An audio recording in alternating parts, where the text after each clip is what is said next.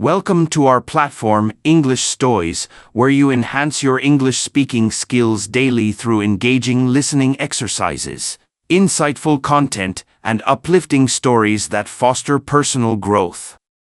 If you're new here, don't forget to subscribe and activate the notification bell to stay updated with our impactful and educational videos. Today, we present the remarkable life story of one of the world's most visionary figures, Dr. APJ Abdul Kalam. From delivering newspapers as a young boy to serving as India's 11th president, he was a scientist, a leader, an educator, and, above all, a compassionate human being. His life was devoted to advancing his nation. Unlike many political figures, he rose to the presidency not through wealth or influence but through his integrity, intellect, and genuine care for people. Known for his simplicity, generosity, and ability to inspire millions, he was a true role model. Abul Jainul-Abdin Abdul Kalam was born on October 15, 1931, in the small town of Rameswaram, Tamil Nadu, India. His family lived modestly but was respected for their honesty and kindness. His father, Jainul-Abdin, was a humble boat owner and the imam of the local mosque, embodying spirituality and discipline. His mother, Ashiama, was a warm-hearted woman who often shared food with the less fortunate, even when her own family had little. Kalam, the youngest of 4 brothers and 1 sister, grew up in a challenging environment. His parents instilled values of honesty, compassion, and respect. However, financial struggles meant young Kalam had to work early on. Before dawn, he'd help his cousins distribute newspapers, running from house to earn a small income at just 10 years old.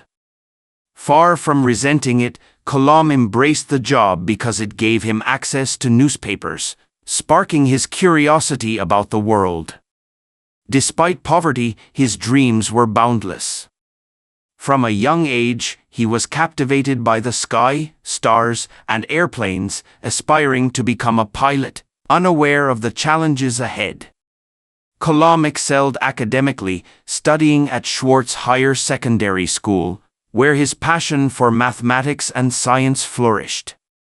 Yet, he faced unfair treatment.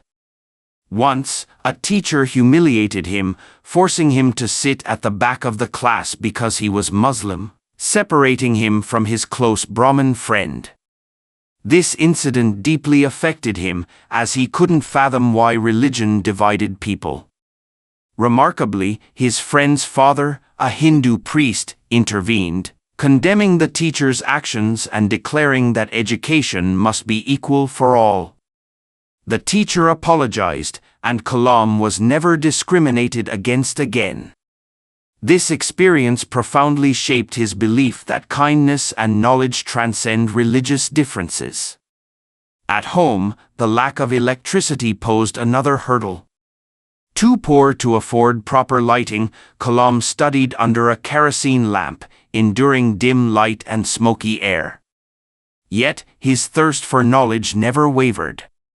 His dedication caught the attention of his teachers, particularly Shiva Subramaniya Iyer, a science teacher who fueled his ambitions. One day, Iyer took him to the beach to explain the mechanics of bird flight, cementing Kalam's resolve to pursue aeronautics. Despite his brilliance, financial constraints threatened his dreams of higher education. Determined, Kalam juggled newspaper deliveries, family responsibilities, and studies. His mother's words, "Work hard for what you want, divine help comes to those who strive," became his guiding principle. After school, Kalam pursued physics at St. Joseph's College in Tiruchirappalli. Though still financially strained, he studied not just for himself but for his nation and every underprivileged child with big dreams. His ambition to master aeronautics grew, but poverty made it tough. He often skipped meals to afford books, yet his gratitude for every learning opportunity never faded. Hours spent in the library, reading about aviation and great scientists, fueled his passion. To work with planes, Kalam knew engineering was essential. His dream was to join the prestigious Madras Institute of Technology, MIT, but the fees were beyond his family's means. Just when his aspirations seemed out of reach, his sister, Zohara, stepped in, selling her jewelry to fund his admission. "This isn't a sacrifice," she said. "It's an investment in your future. You'll make us proud." With her support, Kalam enrolled at MIT to study aeronautical engineering, marking a major milestone. MIT was challenging, with fierce competition among top students. Kalam worked relentlessly to prove himself. His professor, Kav Pandalai, assigned him a daunting task, designing an aircraft model under a tight deadline, warning that failure could end his engineering aspirations. Kalam poured his heart into the project, sacrificing sleep and meals. When he presented it, his professor praised his work, saying, "This is true dedication. Keep going." That moment affirmed Kalam's path. His ultimate dream was to become a fighter pilot in the Indian Air Force, IAF. After graduating, he prepared rigorously for the selection test, but heartbreak followed. Out of 25 candidates, only 8 were chosen, and Kalam placed 9th, missing the cut by 1 spot. Devastated, he questioned his worth. But his father's wisdom, "When one door closes, another opens," gave him strength. If he couldn't fly planes, he'd build them. Kalam joined the Defense Research and Development Organization, DRDO, as a scientist, working on a hovercraft project. His passion thrived, but he yearned to explore rockets and space technology. In 1969, his career soared when he joined the Indian Space Research Organisation, ISRO, under Vikram Sarabhai, the pioneer of India's space program. Sarabhai saw Kalam's potential, saying, "You'll take India to new heights." At ISRO, Kalam led the development of India's first satellite launch vehicle, SLV-3. Despite skepticism about India's capabilities, he and his team worked tirelessly. In 1980, the SLV-3 successfully launched India's first satellite, a historic achievement that put India on the global space map. Kalam, once a newspaper boy, had helped launch his nation into space. Next, Kalam returned to DRDO to lead the Integrated Guided Missile Development Program, IGMDP, in 1982, tasked with building India's own missiles to reduce reliance on foreign technology. Facing limited resources and international doubts, he inspired his team, "We'll create our own technology and make India proud." Under his leadership, India developed 5 advanced missiles: Prithvi, Agni, Trishul, Akash, and Nag. Each success came after repeated failures, like the initial Agni test, which faltered due to a technical glitch.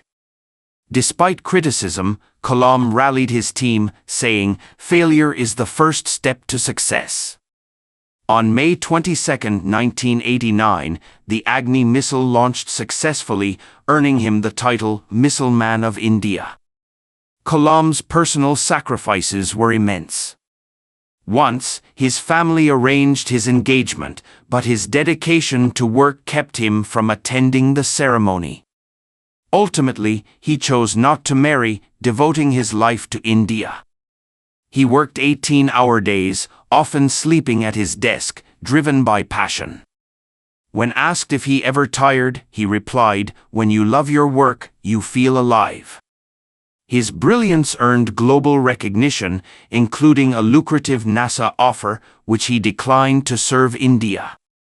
In 1998, Kalam led the secretive Pokhran II nuclear tests, making India a nuclear power despite international pressure. Prime Minister Vajpayee credited him, saying, "This is Dr. Kalam's achievement." His achievements were not just recognized in India, the entire world respected and admired him. One of the most incredible honors was given to him by Switzerland. On May 26, 2005, Abdul Kalam visited Switzerland. The country was so impressed by his knowledge, wisdom, and personality that they declared May 26 as Science Day in his honor. Even today, Switzerland celebrates this day in his memory, recognizing his contributions to science and humanity. Even after his presidency, Kalam continued traveling, teaching, and inspiring people. On July 27, 2015, he was invited to give a lecture at IIM Shillong, a prestigious college in India. As he stood in front of hundreds of students, he spoke his final words: "Creating a livable planet for humans is my mission." And just moments later, while doing what he loved the most, teaching students, he collapsed and passed away. His sudden death shocked the entire nation. People across the world mourned his loss. Millions attended his funeral, and his final resting place in Rameswaram has now become a place of respect and remembrance. Even though he is no longer with us, his words still inspire millions. He left behind a message for all of us. Believe in yourself. You have the power to change the world. Dream big and work hard. No dream is impossible. Never stop learning. Knowledge is your greatest weapon. Stay humble. Success means nothing if you do not stay kind and humble. Help others. True happiness comes from making others' lives better. His life was a story of struggle, hard work, and greatness. From a poor boy in Rameswaram to becoming the President of India, he proved that nothing is impossible. Today, Abdul Kalam is not just a name, he is a symbol of inspiration, dedication, and greatness. His books, like Wings of Fire, Ignited Minds, and You Are Born to Blossom, continue to guide young minds across the world. His teachings will never be forgotten. His life proves that one person can truly change the world. So, let's honor his memory by following his advice, dreaming big and working hard to make the world a better place. As he once said, "Don't take rest after your first victory, because if you fail in the second, more lips are waiting to say that your first victory was just luck."